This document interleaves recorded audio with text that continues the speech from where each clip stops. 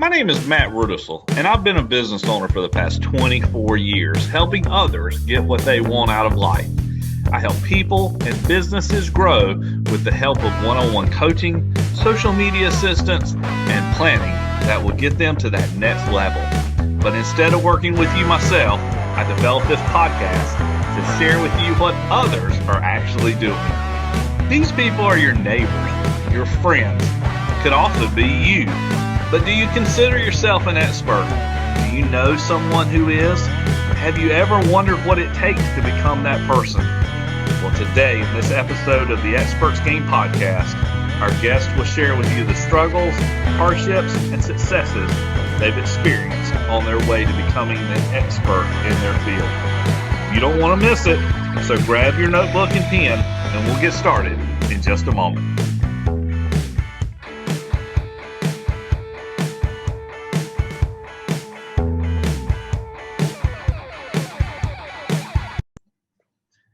Hey everybody, welcome back to the Experts Game podcast. My name is Matt Rudisell and I'm your host. Today we are excited to have a very special guest in the studio. Her name is Meredith Barnes, and Meredith and I probably met about 3 or 4 years ago in a business seminar that I was teaching, and I've just been following her business for a good while and seeing some of the things that she's been able to grow into and do, and I'm just really excited to have her here today to tell a little bit about her story. Hey Meredith, how are you doing? I'm doing good. How are you? Fantastic. I'm doing great too. Why don't you give me and give our listeners just a brief introduction of what you do and things like that. So I'm a hairstylist. I've been doing hair since 2013. And I have been running, I guess, my own business doing booth rental since 2014. So, wow, is that 7 years? Yeah, 7 years. So I've been doing that. I've went through 5 different salons to finally find my home salon here at Envision in Salisbury. And I'm just excited. I've been working there for about a year and a half. A year and a half now. And I'm just really excited.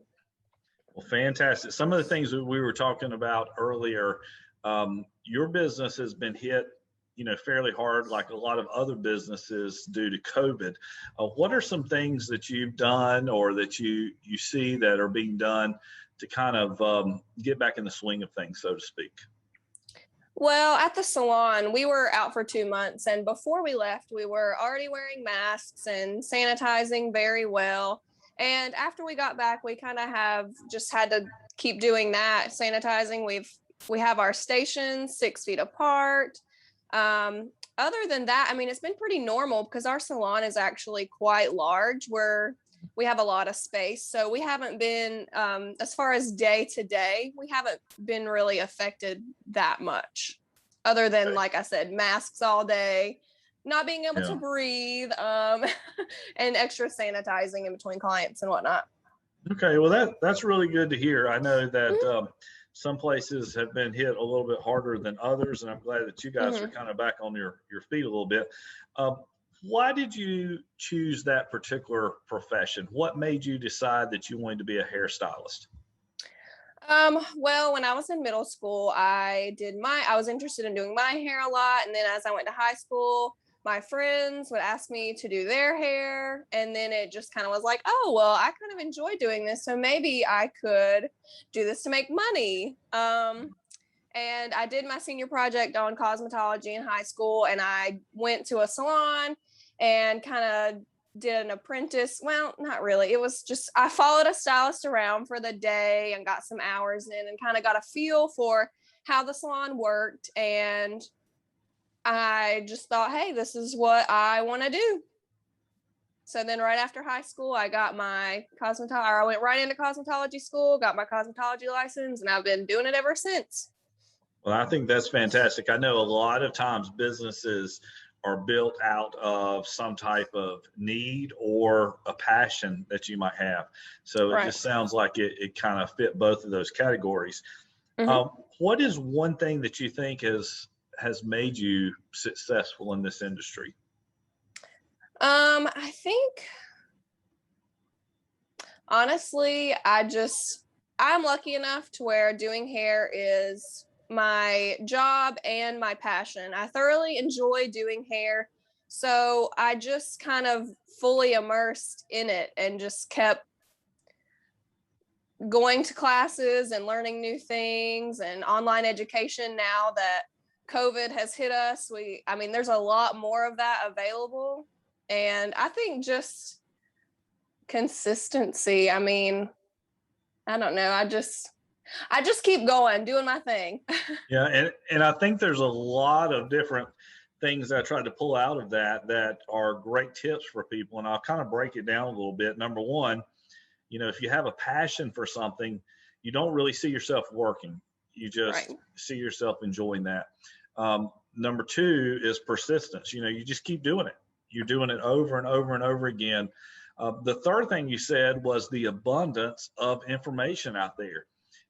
I have noticed that too in my field. I bet this past year I probably logged in, I don't know, maybe couple hundred hours of training myself. Now that's what I do. I teach, and I think I had probably about 100+ seminars this past year that I taught online. But I'm talking about the training that I personally received.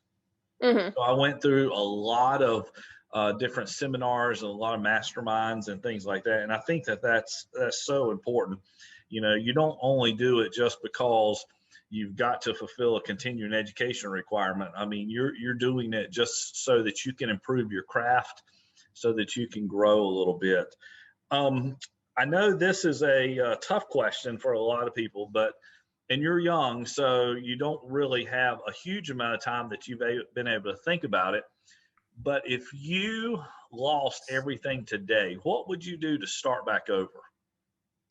It's funny that you say that because I actually have thought a lot about that because, with doing hair, there are a lot of body issues that we go through. You go through back problems, feet problems, tennis elbow, different things like that from just being in the field all the time.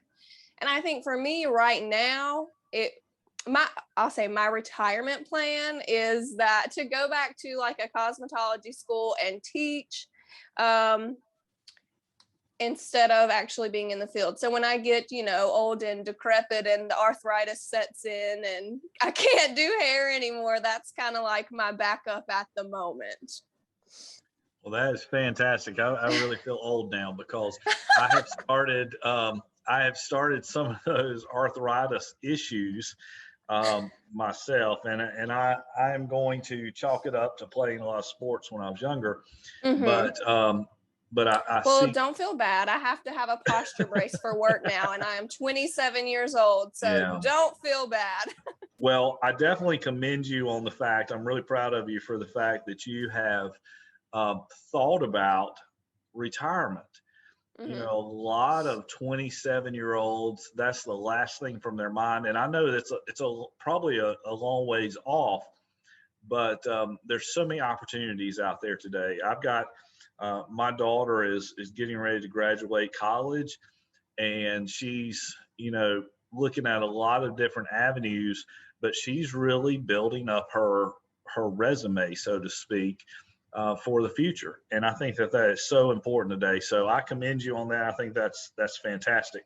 Thank you. Um, what would you say is your average work day? You might not have one, but if you had one, what would it be?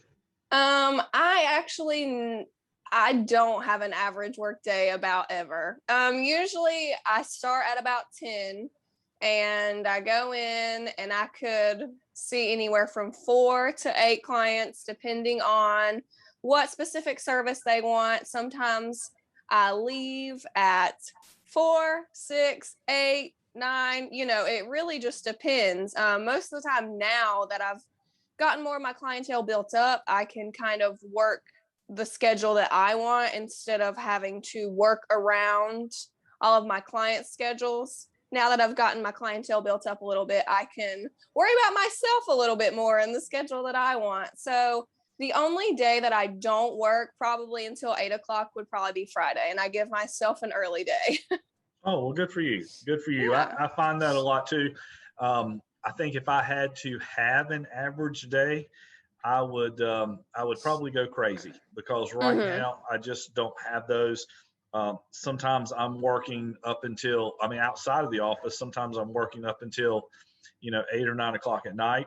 When I was traveling with teaching at physical locations, sometimes I'd be home at 11 or 12 at night.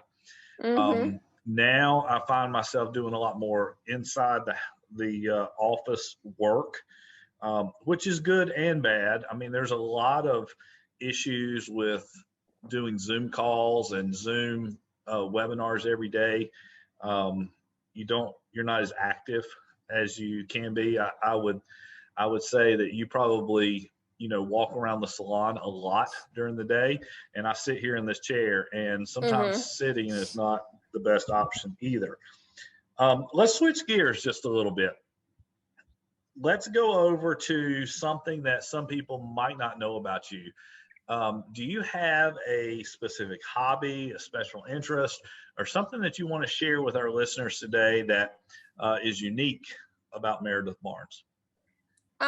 Well, like I said, I'm lucky enough to where doing hair is kind of like a hobby and work.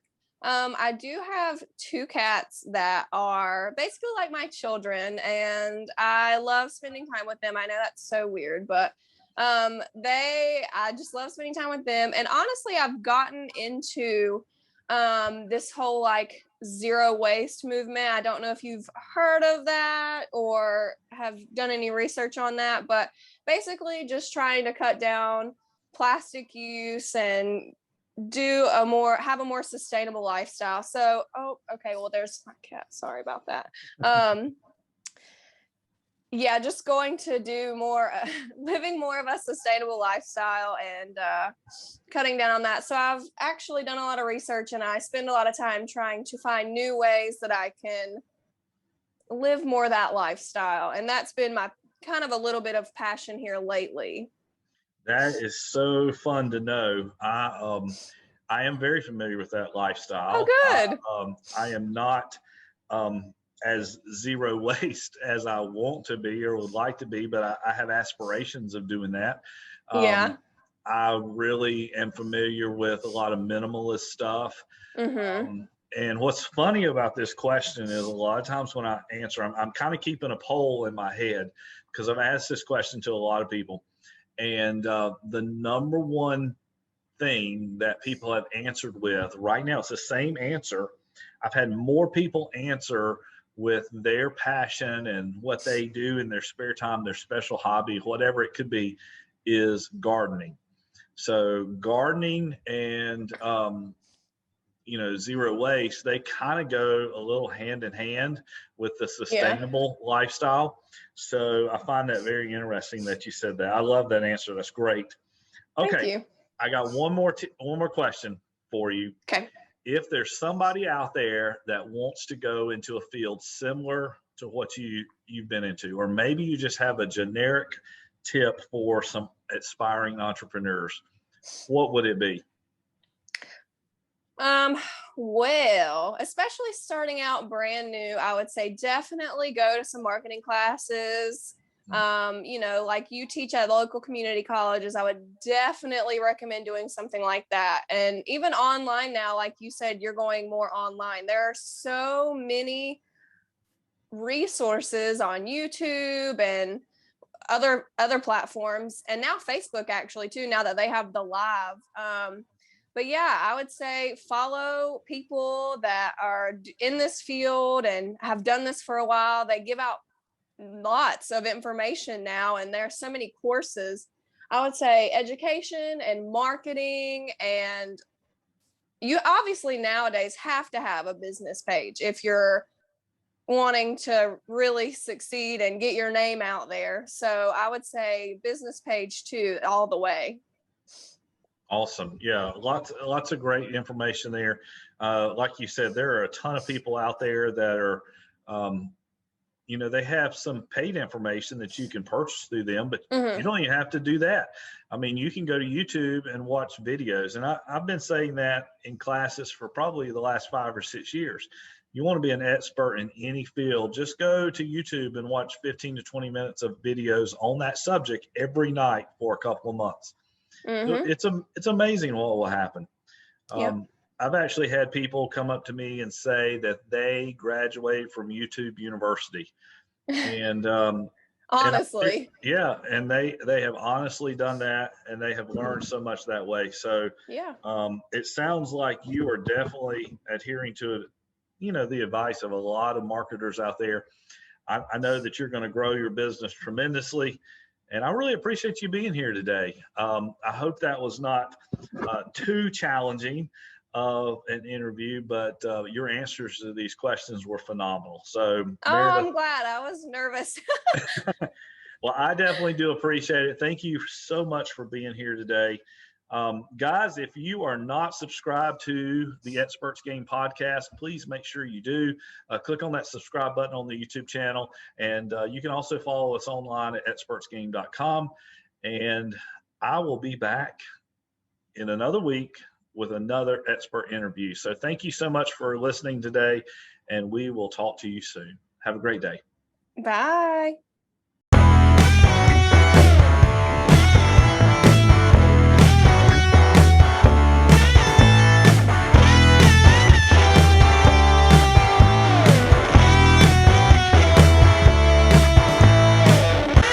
Lit.